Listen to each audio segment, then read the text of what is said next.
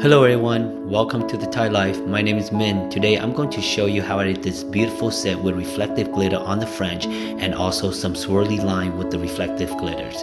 So first, what I did was I'm going to go ahead and cut down my client's nails. The reason why I want to cut down her nails is because I don't want to have any underlift when I'm applying the tips. And after that, I'm going to go ahead and start prepping her nails, trying to get all the oil base off of her natural nails.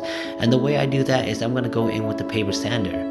The paper sander that I'm using is very fine and the speed that I'm using is very low. I don't want it to be fast, it's because I don't want to burn my client's nails. And at the same time, sometimes when you are using the paper files, you got to be very careful. If the clients have a very paper thin nails, you have a high chance of burning them, and if they have very sensitive cuticle, you have a chance to cutting them. So using a fine paper drill bit is actually a lot simpler than the coarse one.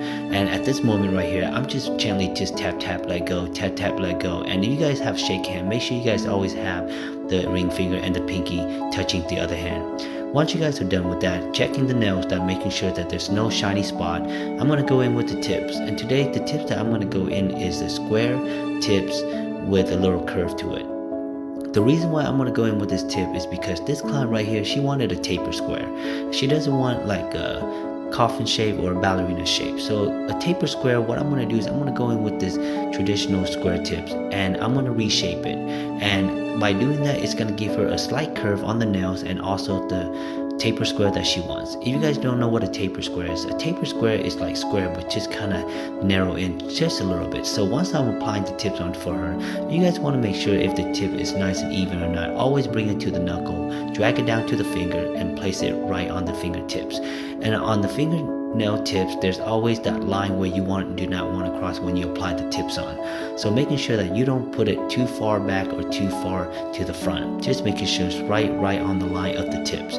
So once you guys have perfectly applied the tips on, I cut it down to the lengths that the clients want. What I'm going to do is I'm going to start following the edge of the tips down. The reason why I like to do that is because every time I apply tips, there's always a little hump from the tips. So what I want to do is I want to smooth out the surface so that when I start the application, I'm going to have a smooth surface to lay my bead on. So that's why I have to follow the edge of the nail. It's very important you do that. It's also prevented from lifting also or any rough edges around the corner. So what I'm going to do next is I always go in with the dehydrator. A dehydrator, what really does is that it dehydrates the nail where it really takes all the oil base. Once you start applying this solution on, you're going to see a big notice in the nails where it's going to turn very white, and that's when you know it's working really great. So what I'm going to do next after I do this part is I'm just kind of let it dry a little bit, and after that, of course, as you're wiping it, making sure there's no more lint. This time I'm going to go in with a different type of primer. I'm going to go in with this primer called No Lift Nails. The reason why I use this primer is because during COVID, a lot of people were washing their hands, so they were lifting the nail very fast. So by using this No Lift Nails primer, I noticed my client's nail really maintains together. So after I apply the primer, letting it dry a little bit, here comes the application. This product that I'm using is Young Nails Bare Nude. This color is very pretty, and what I love about it is that if you brush it all the way down to the client's nail, cover it up, it's almost like giving you an ombre look without doing an ombre effect. And the monomers that I am using is also by Young Nails, and I tell you what, the reason why you have to use a very good monomers when it comes to application is because a good monomers is going to help you with the application. If you guys are using some knockoff brand monomers, more likely it's going to dry too fast or it's going to become too drippy, and making sure that it's not MMA. As you all know, MMA is prohibited for nail salon use, but I know there's a lot of salon out there still using MMA product just to cut costs. Young Nail product is EMA, and that's what you want to use. EMA is very safe for the client's nails, so that's why it's not prohibited by the state board. And the best part about using Young Nail monomers is that every time you pick up the bead, you lay it right on the nails, more likely it's going to give you a very buttery ball. When I say buttery ball, meaning it's not gonna dry very fast, it's not gonna drip, but it's gonna give you the right consistency where it's going to give you enough time to move your acrylic around the nail surface to lay them perfectly. That's why you have to use a good monomers. Besides Young Nails, I also prefer CND retention. So here we go with the application. As you guys can see, I don't care if it's 1-ball method, 2-ball method. What I really care about is how well the surface and how well it covers up the nails. Because when you guys are doing application, if you focus on 1-ball, 2-ball, you're just focusing on the speed. Me, I'm focusing on the art. When it comes to application, it's the most relaxation part. So let's check out this finger. First, I'm gonna go ahead and pick up the mark, and I kind of dab my brush side to side. I'm gonna pick up the bead, I'm gonna lay it right there. You notice how I didn't lay right by the cuticle. I lay kind of close to the cuticles, but I push it close to the cuticle and lay everything onto the nail. My goal at this moment is just get the surface nice and smooth, keeping acrylic onto the nail, not dripping around the edge or laying onto the cuticle. Just making sure nice and smooth, and of course always clean the acrylic under the nails.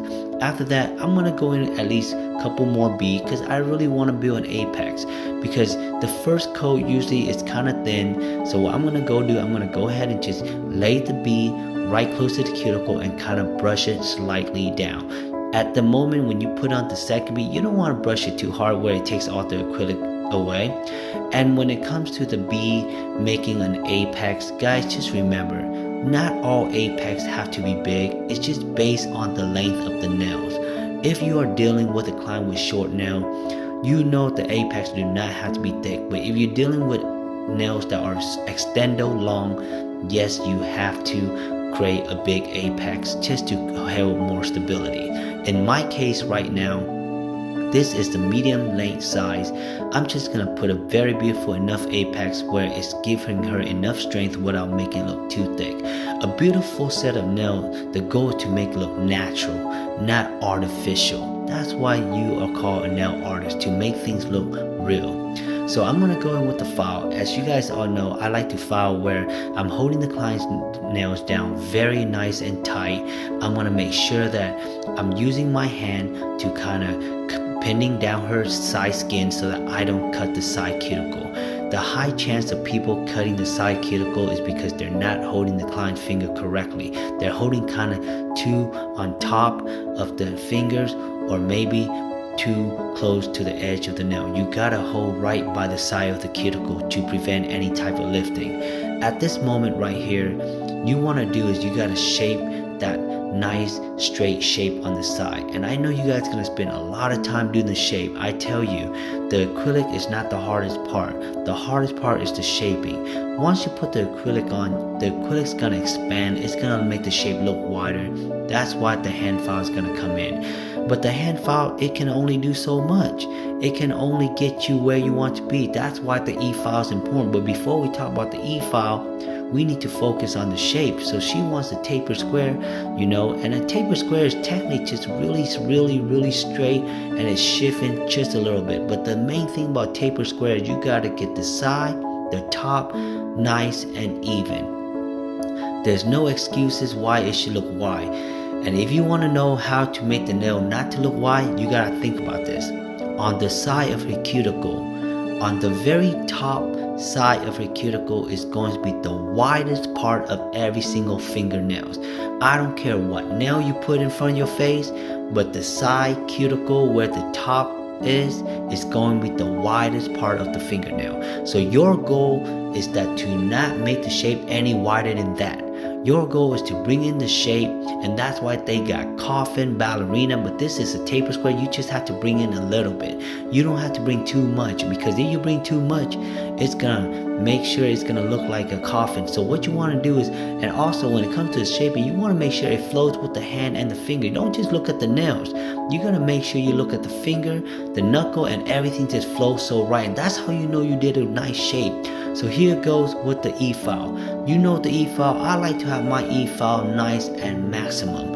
I don't like it when it's slow, because when it's slow, it doesn't give you a nice smooth cut of the surface. The first thing I do going in with the E files, I gotta go in on the side of the cuticles. Once I go in on the side of the cuticles, I'm gonna kind of slowly shift over to the other side of the cuticle. As I'm doing the Efile, you know it's tap, tap, let go. Sometimes you look at other nail tech, they be doing it so fast and you thinking they just leave it in one place. No way. They are doing tap, tap, let go, tap, tap, let go. Because that's the only way to prevent traction on the client's nails. Okay, and look how I am holding the client's finger. You gotta hold the client comfortably, have their hand rest on your hand, and you're gonna kind of use their finger to maneuver the finger left to right, up and down, so you don't have to move your whole body. And that is a technique that a lot of nail tech school will never teach you, but you only learn this when you are getting into the industry. So you're gonna go ahead and hold it, and you see how I'm holding her thumb. I'm just kind of maneuvering and kind of go around the cuticle area, and after that I go around the cuticle, I focus on the surface. But if you have a clean surface, you don't really have to do too much at this part. Just make sure you clean the top, the bottom, and the side. You know what I mean? So look how beautiful that looks. So here goes the buffing. Why do we need to buff? Because after you use the hand file, you use the E-file, you're gonna have some lingering acrylic hanging from the side, from the bottom. So you gotta buff the top, the bottom, and when you are buffing, don't just go back and forth. You gotta go left, left, right, right, left, left, right, right. That's how you're gonna buff to make sure it's nice and smooth on the surface, you know?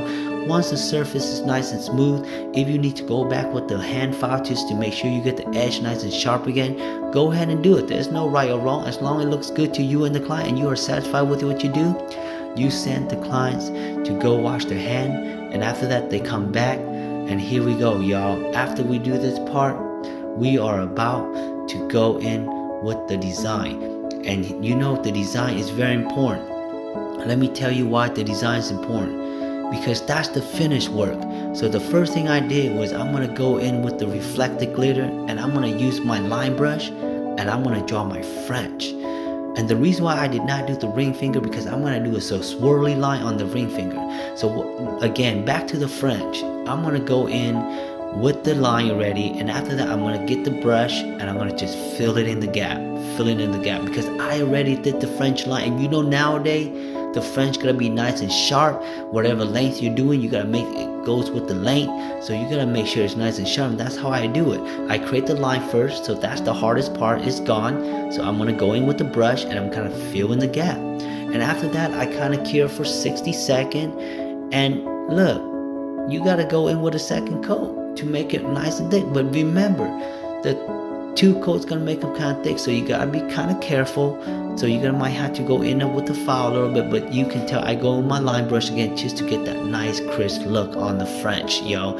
Even though I fill it up already, I kind of cover the gap, but you know I gotta work on the side, because sometimes the brush doesn't fill in every single gap, especially on the corner edge side, and you gotta make sure that edge of the French is nice and clean, yo. Like when you guys are doing the French, nothing better than a clean French. So just take your time, you know what I mean?